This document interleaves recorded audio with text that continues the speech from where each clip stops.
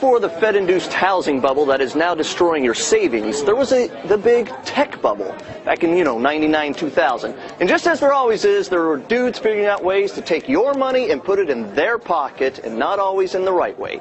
But one dude stood out from all the rest. His name, Jonathan Lebed. How you doing, Jonathan? Did I say it right? Yeah, nice to meet you.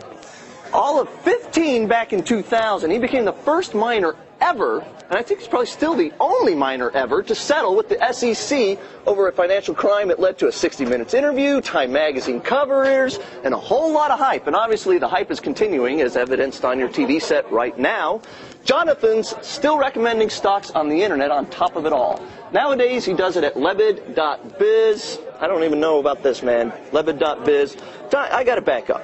I went to Lebed.biz today. I'm going to just fast forward past 2000. We'll come back to that in a minute. I'm looking at the stock that you had recommending to people today. What's the stock symbol?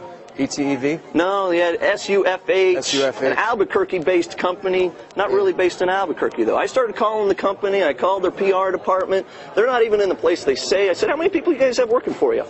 Less than 10. I said, well, less than 5. I don't think so, but he didn't even know. Is this a real company? What are you doing touting? And not only that, at the bottom of it, you say you've been paid $40,000 by someone who wanted you to write about this stock this time. What are you doing here? What are you doing here, man? Nah, I wasn't compensated for that pick at all. There was absolutely no. But he had compensated you in the past, which means you've been paid to tout stocks from him, and you're probably doing this so that you'll be paid in the future to tout stocks from him. Let's call it what it is. Let's keep it real with our viewers. How about that, man? That's why I fully disclose everything on the website there. That's why you had a disclaimer there that you read about it. So why even do it? Why do something wrong and then disclaim I'm doing something wrong? Because that really is. You don't believe in this company. You don't know anything about this company, and yet you're recommending it to thousands of people. You got people watching on TV today, millions of homes right now, and you're saying, yeah, the stock might be okay. You don't know. Well, it gained 85% after we put it out, and we had so many winners this year. And all those people who bought it, all those people who listened to you and bought it after it was up 85%, lost their money. I picked First Solar at 62.20. It went to 283 the other day. I had ASTI at 10.10. It went to about $28 the other day. I had like 8 different winners in the solar industry this year. All of which they're all real companies, and so is SUFH. No, it is not.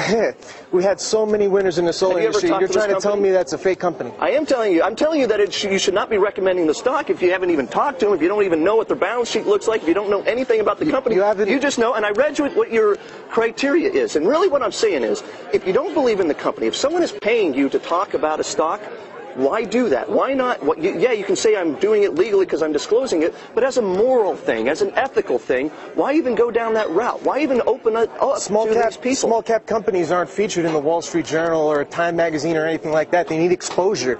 And if we don't get them exposure, it's hard for them to raise money. It's hard to become So you're really going to argue to me right now that you're doing good by the world by taking money and touting a stock that you don't believe in?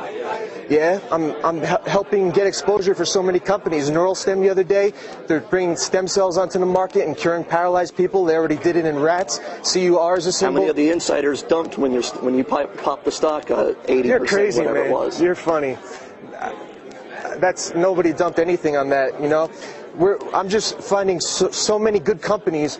The last 8 picks I had were a speculative rating of 1 on Lebed.biz, my highest level of confidence. The average pick gained 127% from my pick price to the high this year, and that's all verifiable on the website. And Danny, I want to know how many out of those number 8 picks did you actually get paid for? How many did you actually buy or recommend because you believed in it, and how many did you actually get paid under the table? But let's disclose it. Wasn't paid for any of them. The majority of my picks, your number 1 speculatives you don't get paid for, but the number 2. So if I'm a subscriber and I know it's a number 2, then the ones I'm paid for are through my email alerts, my free newsletter, and we fully disclose everything that I'm compensated. And on the website, my stocks to watch, I'm not compensated at all. I'm the only person that actually profiles companies, and there's no conflict of interest at all. You know, you had conflict of interest in the one I read. It was obvious that you were trying. The $40,000 you've been paid by the guy who wanted you to talk about this stock in the past, and I can tell that you're wanting to get more business from him in the future, dude. My whole point is, look, if you don't believe in it, why hype it? Don't take outside money. Try and do what's right. Try and buy the stock that you think is really going to go up on its own merits, not hype. I just have the best track record. If you go to my site, you can verify everything for yourself. And I fully disclose everything. I mean, that's all I was doing. And I'm just giving them facts. I will wish you the best of luck, but I got to tell you guys, when you're trading stocks, even if it's legal, just make sure you're being ethical.